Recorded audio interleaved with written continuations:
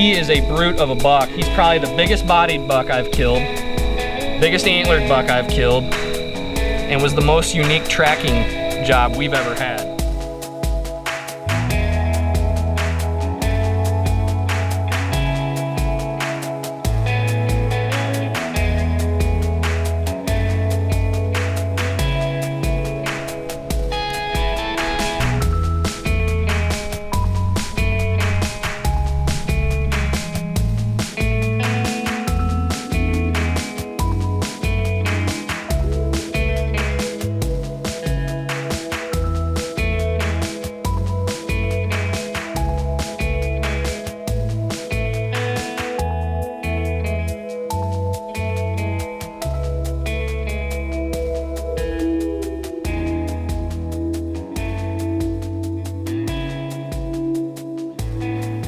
Hey guys, welcome to the very first episode of the 2019 Embrace the Journey series here on YouTube. You can also find these shared at the website and linked, but it's been quite the year. We're having a baby, we're switching jobs, there's just a lot going on, and that's why it is now June 20th. I'm actually recording this video and I have yet to get anything out to you guys on YouTube. Any videos out there. So thank you to everybody who's been emailing me asking for updates and just wondering, what's going on. I've been posting some blogs and some podcasts and things of that nature, so many of you guys understand. But basically, let's discuss what you're not going to see in the video. A little bit of an update from me as well. We were planning this year, if you haven't listened to the podcast or read some of the blogs, the logging did not occur. This is now the third straight year that a planned logging was going to happen. Logger didn't make it out, didn't happen for whatever reasons. That's neither here nor there. We can't change that now. Pops and I have discussed, and come, for lack of a better term, come hell or high water next year, we will be getting some large trees down and out of the canopy. If that means not being able to sell the timber, so be it. My long-term goals are being pushed further and further the longer we put off this logging. So this next year goal is logger comes, or else we start firing up the chainsaws ourselves and sacrificing the timber value. So haven't really been able to do any of that stuff that I would have liked. This winter we had a lot of great bucks survive. I'm actually, even though I already know going into this year with the job change, not having the flexible schedule I used to have, and just having the little guy on his way, which I'm super excited about, I'm just not going to have much time. Hunting is going to be more of a secondary and third and fourth and backseat type of a thing this year. But I'm really excited because that basically means the pressure is going to be pretty low, and hopefully that means the Pops is going to be harvesting another buck like this last year where he got to harvest Dovahkiin, maybe Vilcus, which is an awesome 10-pointer from this last year, maybe High Rise, maybe some of the bucks, the other properties are going to really come through. It would be awesome to see that happen. Cannot wait for that to occur. But I'm excited. Nonetheless, I haven't really been able to do that much, but we're going to actually go back to the March and April time frame, and I was able to make it out to the property for some work sessions, some frost seeding you're going to see, some clover. I was able to plant some trees, which we're going to discuss, and do a little bit of habitat work from what we could do. I'm actually getting ready to go back out there this weekend if the weather cooperates, and I'll bring you at least one more video. I'm going to try to be realistic in my promises. I'm going to try to bring you some content of one more video of some of the stuff that we do between now and fall planting, and then, which is also going to include kind of our plan into the fall for plantings and what we're going to do. If you haven't been listening to the podcast, one of the things that we're switching up this year, we did not plant any really springtime plots yet. We haven't put anything in the ground except for the seed that you're going to see in this video that we frost seeded into our clover chicory spots. I am going to be trying to establish a couple more little nooks of clover and such, but did not go to the expense of soybeans. One, we've had a lot of high rains or high water levels, and due to the rains, if you've been paying attention, the whole Midwest has been having issues with that, so that's been playing a factor. I just don't have the time, haven't been able to make it out there, and just recently I severely injured my ankle, so that's also slowed me down. When I was going to plan on getting out there a couple weeks ago, that happened. So that's kind of the update. That's where we're at. But let's look back at some frost seeding. So what you're going to see in this portion of the video is we're going to discuss a little bit of a visit. You're going to see me talk a little bit about the clover that we're planning on putting in. I frost seed that day. And then you're going to see a very unique situation where along the tree line in one of the stand locations, we want to steer the deer to a different location. And you'll see us manipulate that trail, clear a spot, and then we're going to use what's at hand. I've mentioned numerous times this property was kind of like a junkyard, so that's what we utilize. So it's kind of funny to see that. And then we talk a little bit about tree protection. Hey guys, so what's up? We're at the parking spot here on the new 22, doing some frost seeding, doing some planting today. We've got in 3 different trees. I've got a chestnut crab, I think a Whitney crab, and a joniferi. I only ordered 3 trees from this company. I've got more trees coming in from other companies. Got some chestnuts, some witch hazel, some cranberry, some dogwood, serviceberry. There may be a persimmon or a pawpaw, I can't remember. And I got 3 more persimmon trees coming as well. But right now what I'm doing is I'm frost seeding over. This parking spot here was frost seeded last year. It came in about probably 60%, so I'm gonna overseed it a little bit. There's a lot of grass competition here, but we weeded that out a little bit last year with some clethodim. This winds on down into the clover winding plot that I call the fruit plot that I shot Cicero off of. And it's a pretty established clover plot, so I'm gonna plant this at a pretty good rate, and then once I get to the food plot, I'm really gonna put on, you know, I'm gonna close the cedar a little bit more, do more of a dusting. Any spot that was a little bare, I'm gonna up the dosage a little bit, and that'll be it for this side as far as frost seeding. Then on the other side, we've got some spots that were planted into cereal grains or brassicas last year, and those are areas right now that are pretty bare, dirt exposed, and those areas are gonna get a heavy dose of about probably 7 to 10 pounds per acre rate.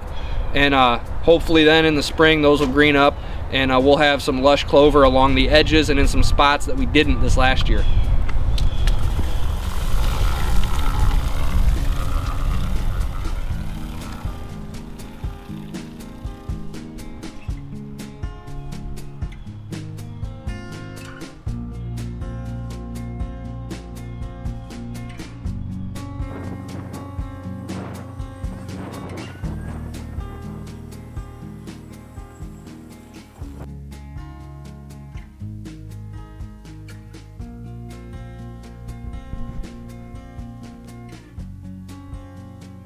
So every time people hear that I'm frost seeding, they want to know why. You know, oh, are you starting a new clover plot? And I think that's one misnomer when it comes to frost seeding. Too many people believe that frost seeding's only for those brand new plots. That's not true. Frost seeding is a great way to revitalize, thicken up, and supplement plots into clover to get a jump start in spring green up. While the ground is freezing and thawing, that expansion and contraction of the soil is going to set that seed perfectly, and just wait until the temperature reaches a point where the clover will pop. This plot that you actually see me frost seeding in now, I've actually frost seeded, I want to say every single year except for the very first year I bought the property, which I bought the property in March, and this plot was not in existence yet. It wasn't even brush hogged. If it had been brush hogged, I'd have been throwing frost seed clover down on it. I've literally frost seeded clover into standing grasses before with pretty decent success rate. But again, while we're talking in that fashion, I'm not a picky clover plot person per se. I don't have to have a weed-free clover plot. I want a grass-free clover plot, and the reason for that is you can actually see there a rabbit popped out across out of one of those pockets of cover that you'll see at the end of this entire video. I'm going to discuss this clover plot in detail and show you these islands of cover. But getting back to weeds and grasses, most broadleaf weeds are a tremendous food source for deer. So I don't really mind if they pop up in my food plots. I don't really mind if they're in my clover plots, because once the clover gets to a point where I want to clip it, you know, I like to have my clover maybe flower out a while. I like to provide that to the bees and such, and it helps with cross-pollination of all your fruit trees, and just pollination in general is a great thing for your habitat and more creatures than you will ever understand or know, or even I will understand and know. But the weeds will get clipped when you mow, and they'll go away. If they're broadleaves, most of them. If you have really temperamental broadleaves pop up, all you gotta do is spot spray them with Glide. Grab a little hand or backpack sprayer and just hit those little spots. Grass is really the only thing I ever recommend people take control of and keep an eye on. And you can do that with clethodim. Mix it with a surfactant, like, some people use dish soap, some people use vegetable oil. That's all I really do. But frost seeding is a huge thing that every single person with a clover plot needs to be doing. What's up, guys? So let's talk about what's happening right now. Pops is down there running the chainsaw. You can probably hear it in the background. There's some islands of these pockets in throughout this food plot that we're gonna cut them low, let them bush, provide some browse. They're starting to get too tall. I don't like them fighting the canopy cover for the clover. But we're gonna use these to block a slip trail that they're using and running behind the stand and then coming within about 5 feet of the base of the tree. Pops had 2 shooter bucks do that last year, and he thought they were out in the food plot, and before he knew what was happening, they were 8 feet from him down beneath him. So we're gonna block that off and encourage a different slip trail in front of the stand so they can still walk that corridor, but we're gonna block about 15 yards behind the stand and about 10 yards in front, so that corridor they can't use, but they can continue to use it on down farther where they can pop out, then we can get a shot at them.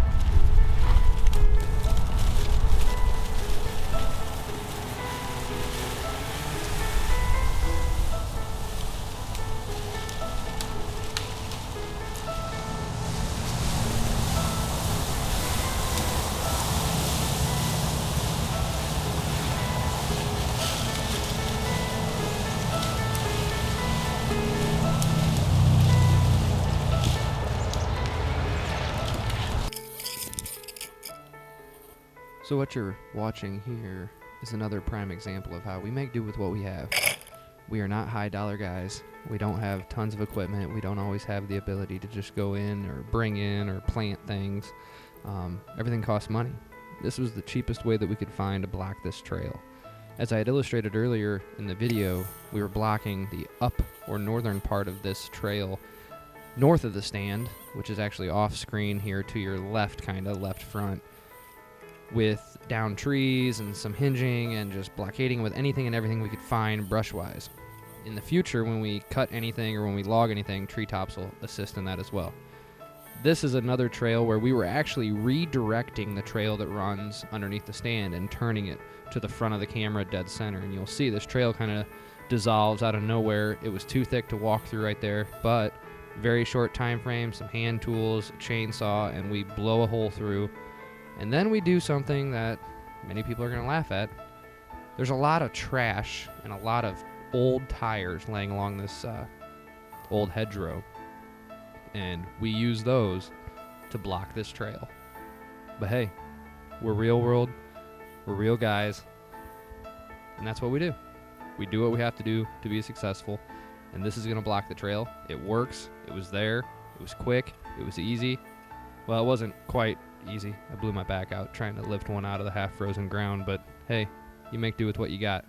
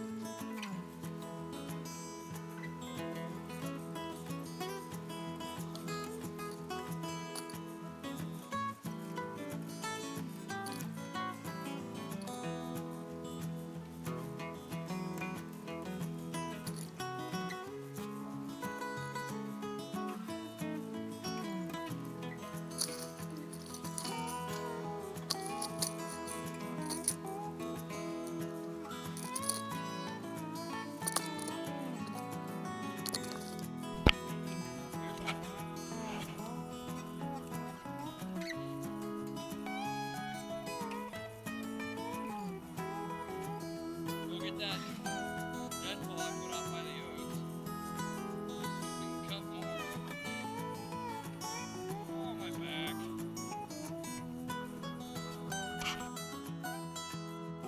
Alright. So as you can see, this is one of the reasons why you've got to be sure to guard the base of your trees. Luckily, this is the only one we found so far, right, Deb? Rodents, most likely mice, rabbits, have gnarled up a good probably 1.5 feet up the tree in sections. Gonna put the guard on it. Hopefully this one lives. Trees can put up with a lot, but that's a decent amount of cambium layer that got reached to, but most of it's intact. It's budding out, so hopefully it'll be all right. But we're gonna have everything guarded after today, and we're gonna continue to guard it.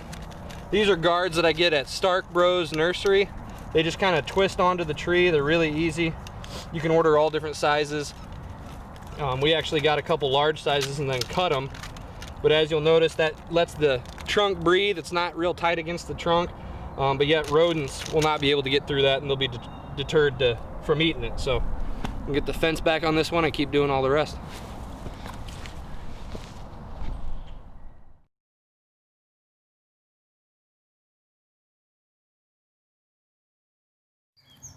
Hey, what's up? It's not gonna be the best footage, and you'll notice I'm rocking a little bit of a different facial look, but hey, we're at the new 22. Let me see if I can't prop this camera somewhere. It doesn't look like it. Maybe I can use my shoe. Nope. Anyways, you'll notice I'm kind of setting in some bona fide just mess that I've made. Sorry for all this poor footage, but I mean, look up in there. This is all at about 3 feet off the ground, deer's head level, almost a little bit under. And you'll notice, I think you can see it, those are houses. So my line right there, and I'm done with trespassers. I've tried talking to them all. I've even had cops visit a couple of them. I've got a couple good ones, a couple really bad ones. Hung no trespassing signs, they've been torn down. Hung aluminum no trespassing signs. They attempted to tear them down. Hopefully they may have even cut themselves. I know that's not right of me. But spray painted this entire line, and I fired up the chainsaw finally, because the other day when I found the aluminum signs messed with, I was like, I'm done. Every single tree that I can utilize, I'm going to, and make it to where, you know what, if they crawl through here, they're the most determined trespasser I've ever met. So this is what you got to do. A lot of oak trees in here, a lot of young oak trees, so they're the perfect hinge cut candidates. The hinges stay real strong. They typically always live, and they're just they're like a thicket right away. So I'm gonna keep cutting. But from this visit, let's go ahead and go talk about something I did earlier today when I got here, and that was protect some trees. And we'll discuss an area over there where I also made structure, but in a different fashion. I wasn't trying to block anything. I was actually trying to enhance use. Let's head over there. Hey guys, so here in a second you're gonna start seeing a panning shot, and it's actually starts out over my left shoulder back here towards the food plot opening. What you're looking at is a pocket that the first year we bought it, we brush hogged all this, and I kind of regret it, but I think in the long run we're gonna morph this into something awesome. Last year I came in here, I seeded clover in this section. I frost seeded it last year in the spring of 2018. Came in here and brush hogged over it a couple times. I think I treated it with clethodim once, and I'm gonna do it again. But what I want to talk to you about right now is, you know, if you've got these open areas that haven't quite been taken over by briars or bush honeysuckle or any invasives, and it's not really providing cover, food, nothing, it's just kind of a area, or maybe it's an old food plot. Maybe you've realized you got too much food. You're not giving the deer that seclusion. You're not giving that deer some area. So back behind all this stuff, and it's hard to see now, but back behind there's about an acre and a half, and there's some great bedding in there. It's where one of the coolest buck beds I've ever found is. I'm gonna try to take some footage of that today, especially if my battery lasts long enough. But I wanted to extend this out and get them to bed more in here and provide a little bit of a pocket food. Behind the camera is just a wall of saplings and briars, multiflora. Well, it's probably not multiflora rose. It's predominantly raspberries. I don't have much multiflora rose here. I know I have some, but what I want to talk to you right now though is about all this. You know, last year I came in and I hinge cut a ton of these young poplars and cottonwoods, and there was a few of those invasive Bradford or I'll just put it on the screen, pear trees, and the deer just absolutely love browsing those invasive pear trees. I mean, they just annihilate it. But I actually jumped a couple deer out of this last year. They'll tuck up in these little pockets of cover around them, and now when those deer come out of that bedding area, they've got cover right here. They'll bed in here. If they prefer to bed in the thick pockets behind the camera or along here, they can. And what I once thought I was gonna make into food is now another acre and a half bump out of cover that is gonna get thicker and controlled, but it's gonna be kind of a loose cover. It's gonna have structure like this in it, but I'm gonna keep stuff from thickening in here, so it's like corridors that just circle around all these brushy covers that I've created. This pear tree behind me, or this one over here, I don't know if you can see both of them. One of those are gonna get cut today yet. I'm gonna lay it in a way to where it opens up another pocket, provides more food. There's another pear on that side over by where we planted, or I planted some red and gray dogwood. There's actually a corridor opening over there that I planted clover in as well. I'm not gonna take care of that. I'm not gonna tend it because I want it to get thicker and overgrowth. But it'll have food, it'll have cover. While I'm back here with the backpack sprayer with clethodim, I may walk over there to just keep the clethodim, or to keep the grasses down. That'll help the dogwoods that are trying to take hold. I'm gonna cage those today. So they've got a little bit of pocket clover inside of really good cover, and they don't have to break out into the food plots, even though my food plots are pretty small too. It's all about security. It's all about making them feel safe, you know. And some people might think I'm going a little crazy trying to give them some food inside of a spot that I'm never gonna hunt, but that's the key. You gotta make these deer feel safe. If they don't feel safe, they're 10 times harder to hunt, they're 10 times harder to kill, and if you're a bow hunter like me, it's really tough. You gotta get those deer in range. I mean, if I was a gun hunter, I could hunt this spot. I'd just set up 100, 120 yards, even 200 yards away with a high-powered rifle, and it wouldn't be a big deal. But if you gotta get them in close, if you're a bow hunter like me, you gotta set your property up to where they feel safe. I want a deer to be able to feed, sleep, drink all day and feel safe doing it the entire time, and never be vulnerable if they don't wanna be. You know, they don't feel vulnerable when they walk out into my food plots because I make them feel safe, but they are more vulnerable out there than they are right here.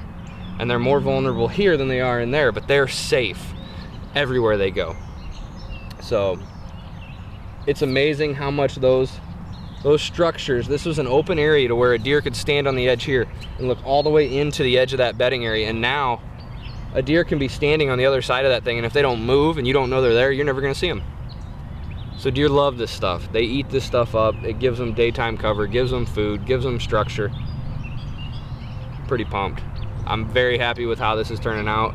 I'm gonna get protecting some more trees. I brought some more fences. We'll get that done and we'll go from there. But yeah, you'll see the clover here.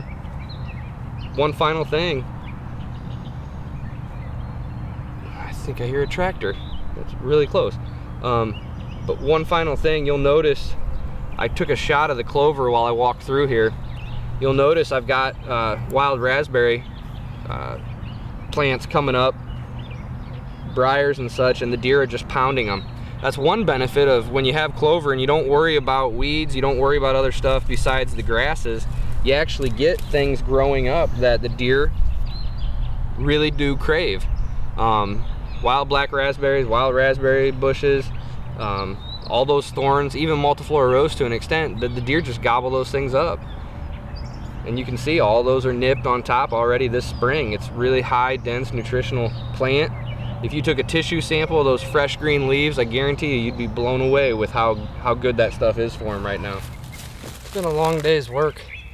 I feel like I have done a lot, but then when I think about it, really all we got done today was visiting that spot over there, thickening that up some. I did end up cutting a couple of those pear trees from where you just saw me talking about adding structure to that fallow spot that we brush hogged in 2016. Where you're at right now is actually the entrance from the north into the clover plot. There's a 2-track trail that leads on off. There's a couple slip trails over here as well behind the camera. But this is that one main entrance. And the one thing I wanted to talk about was creating secluded and high security food options. This is actually a plot that we hunt a decent amount. There's a stand right here in this little hedgerow, and we see a ton of deer here. Bedding's really close to the north. Bedding's really close to that'd be to the east, and bedding's to the south.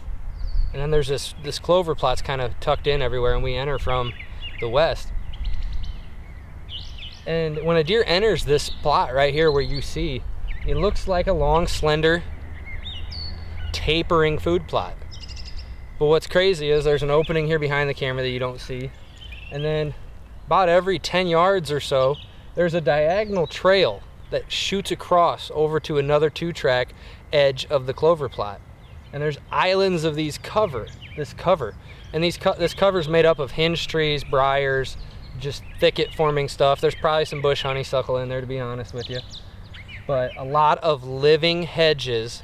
You know, everybody wants to spend the money. They get these fancy sight screens, and there's a place and time for those. But whenever you can create a living hedge of cover that chops your food plot up, it's going to produce the same results. I can't see through these. The deer can't see through them. But yet these are living food blockades for the deer. You know, Egyptian wheat the deer don't eat. Miscanthus giganteus, I'm a big fan of it, but they don't eat it. This is going to feed the deer, blockade their sight, and give them security cover. They are never more than a few leaps from cover anywhere on my property. It might just be a cluster of cover, but they can dive into cover when they feel threatened at any point in 2 or 3 bounds on this property. So as I walk up this way, I'm gonna get some shots, and I'm gonna show you how this plot may look tiny right here. But as you walk, you're gonna begin to see all the fingers of food, and this winding food plot really is pretty sizable, and it's tucked in the bedding. Multiple deer can be feeding in this. 2 doe groups could be feeding in this, and they're sectioned off from each other. They don't feel threatened because, you know, doe groups don't really get along a lot. However, what I love about it is the bucks feel safe feeding here during the day because it's so close to their beds, it's so close to cover. And yet I've got a pretty doggone good slip-in trail come the fall to hunt them. Everything I do is for the security of the deer. If anything else motivates you to make your habitat decisions, I would question why and if you should even do it. That's all that should drive you. That's all that should drive all of your decisions. And I'm going to close with this. Every single consult I've had, I've always brought up providing some food sources. Now, there's been a few, I should say, with the exception of some very micro acreage properties. But I think if you can, one of the most pivotal things that is overlooked is how many food plots or food sources do you provide the deer that they feel safe in? And that you don't hunt. You don't ever go back there and hunt them. Maybe they're tucked into the bedding areas.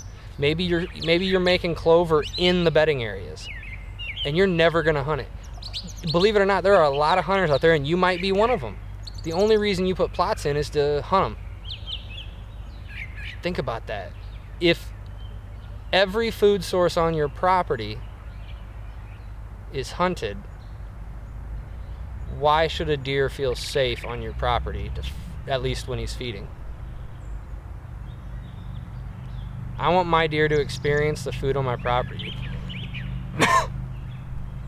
and never have an issue, except for when an arrow slices through one of them. Food plots and providing food for the deer is far larger of a topic and an issue than just, will it give me a hunting success? No, will it set my property up for success? Will it set the security aspect of my property up for success? And if you aren't doing that, I beg you to start considering it, because I guarantee you it will change your entire hunting approach. It'll change your entire habitat plan for your property, And I would bet, as long as you aren't a lousy hunter, it's going to change your success rates. Hey guys, so here we are. It's actually a day after shooting the intro to this video that you're watching, and finally made it out to the property.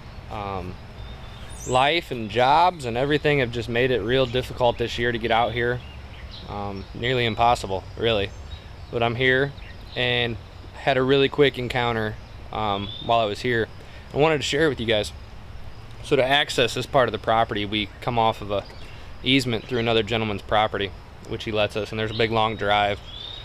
And I'm actually parked about near the parking spot here, and a buck that many of you guys will recognize the name by the name of Bertier was bedded down up there.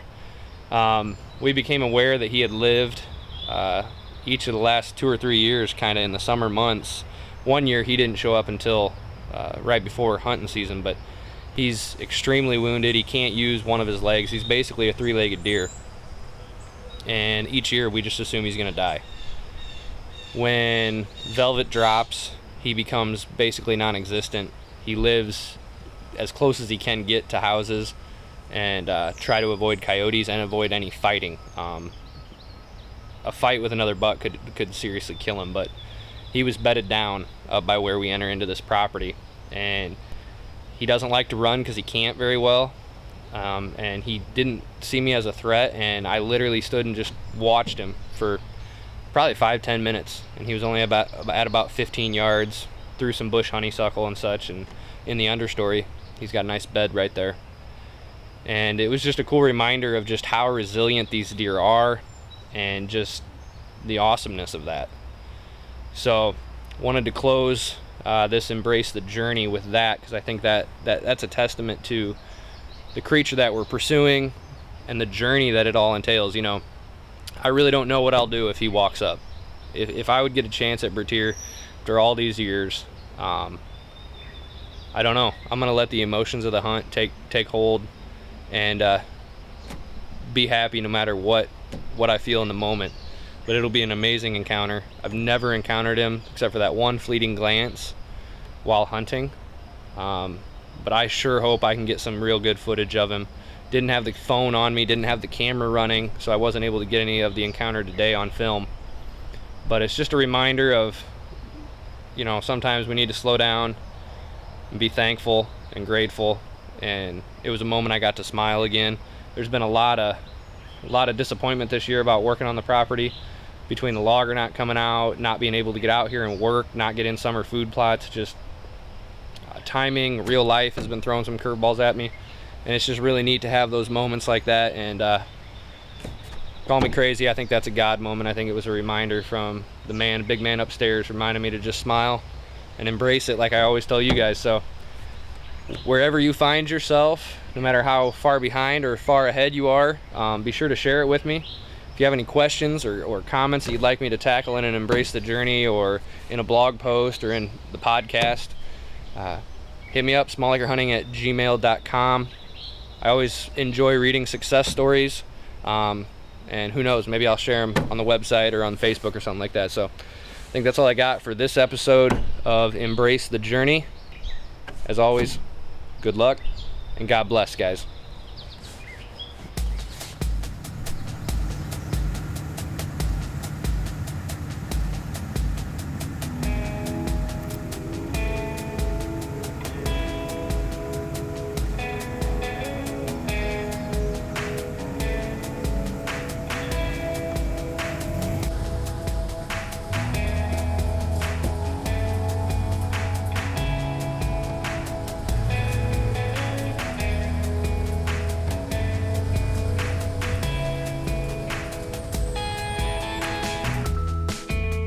Thanks for watching this episode of Embracing the Journey. If you could do me a favor, please like, subscribe, click that little bell on YouTube so you get notified every time I upload a new video. Be sure to swing over to the Facebook page and the website, subscribe to the email. Remember, I don't blast a ton of emails your way, maybe a half dozen a year. Thanks again for watching, guys, and stay tuned for the next time on Embracing the Journey.